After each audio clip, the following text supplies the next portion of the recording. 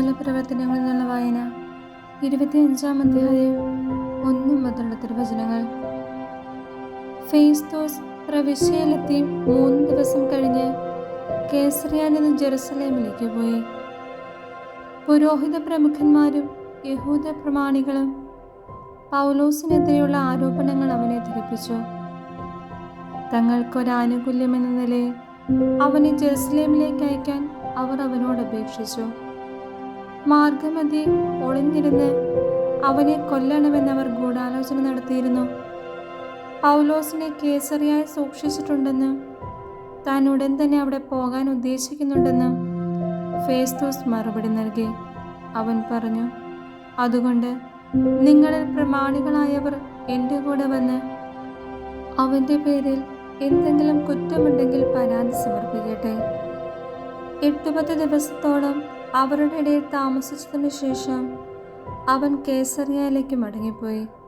അടുത്ത ദിവസം അവൻ ന്യായാസനത്തിലിരുന്ന് പൗലോസിനെ കൊണ്ടുവരാൻ കൽപ്പിച്ചു.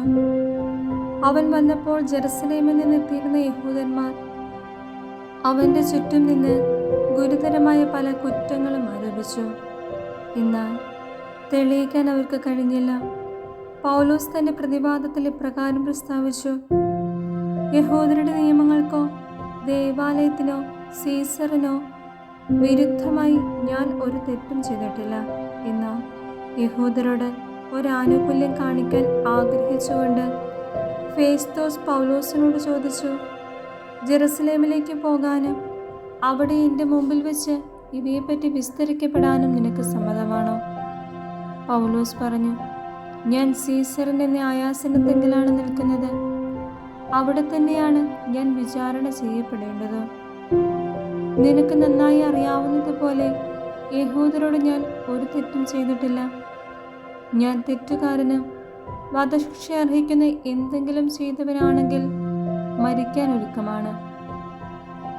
ഇന്ന് അവർ എൻ്റെ മേൽ ചുമത്തുന്ന കുറ്റങ്ങളിൽ കഴമ്പില്ലെങ്കിൽ എന്നെ അവർക്ക് വിട്ടുകൊടുക്കാൻ ആർക്കും കഴിയുകയില്ല. ഞാൻ സീസറിൻ്റെ അടുത്ത് ഉപരിവിചാരണ ആവശ്യപ്പെടുന്നു. ഫെസ്തോസ് തൻ്റെ സമിതിയോട് ആലോചിച്ചിട്ട് മറുപടി പറഞ്ഞു, നീ സീസറിൻ്റെ അടുത്ത് ഉപരിവിചാരണ ആവശ്യപ്പെട്ടിരിക്കുന്നതിനാൽ അവൻ്റെ അടുത്തേക്ക് തന്നെ നീ പോകണം. അഗ്രിപ്പായുടെ മുൻപിൽ. കുറെ ദിവസങ്ങൾക്ക് ശേഷം അഗ്രിപ്പ രാജാവും ബെർണിക്കയും ഫെസ്തോസിനെ അഭിവാദനം ചെയ്യാൻ കേസറിയയിലെത്തി. അവർ അവിടെ വളരെ ദിവസങ്ങൾ താമസിച്ചു. ഫെസ്തോസ് പൗലോസിന്റെ കാര്യം രാജാവിനെ ധരിപ്പിച്ചുകൊണ്ട് പറഞ്ഞു, ഫെലിക്സ് തടവുകാരനായി വിട്ടിട്ട് പോയ ഒരു മനുഷ്യൻ ഇവിടെയുണ്ട്. ഞാൻ ജെറുസലേമിലായിരുന്നപ്പോൾ പുരോഹിത പ്രമുഖന്മാരും യഹൂദ പ്രമാണികളും അവനെതിരായി വിധി പ്രസ്താവിക്കാൻ അപേക്ഷിച്ചുകൊണ്ട് അവനെക്കുറിച്ചുള്ള വിവരങ്ങൾ എന്നെ ധരിപ്പിച്ചു.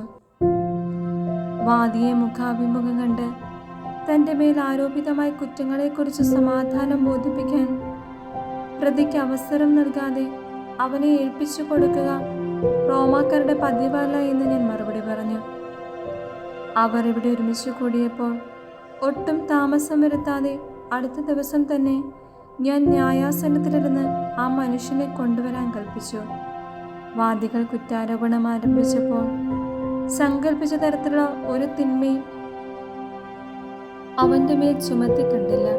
എന്നാൽ തങ്ങളുടെ തന്നെ ചില അന്ധവിശ്വാസങ്ങളെക്കുറിച്ചും മരിച്ചുപോയെങ്കിലും ജീവിച്ചിരിക്കുന്നുവെന്ന് പൗലോസ് സമർത്ഥിക്കുന്ന ഒരു യേശുവിനെക്കുറിച്ചും മാത്രമേ അവർക്ക് അവനുമായി അഭിപ്രായ ഭിന്നത ഉണ്ടായിരുന്നുള്ളൂ.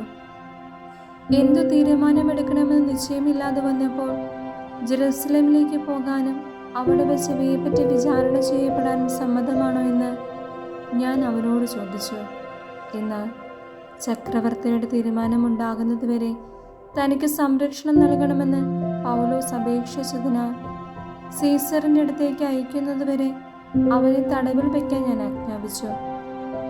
അഗ്രിപ്പ ഫെസ്തോസിനോട് പറഞ്ഞു, അവൻ്റെ വാദം നേരിൽ കേൾക്കാൻ എനിക്ക് താല്പര്യമുണ്ട്.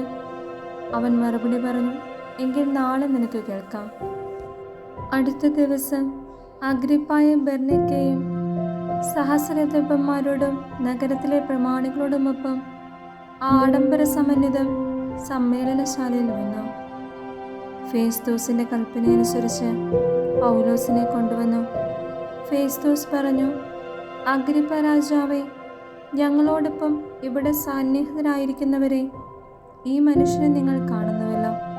ഇവനെതിരായിട്ടാണ് യഹൂദ ജനത മുഴുവൻ ജെറുസലേമിൽ വെച്ചും ഇവിടെ വെച്ചും ഇവന് ഇനി ജീവിക്കാൻ അർഹതയില്ല എന്ന് പറഞ്ഞ് ബഹളം കൂട്ടി എന്നോട് പരാതിപ്പെട്ടത്.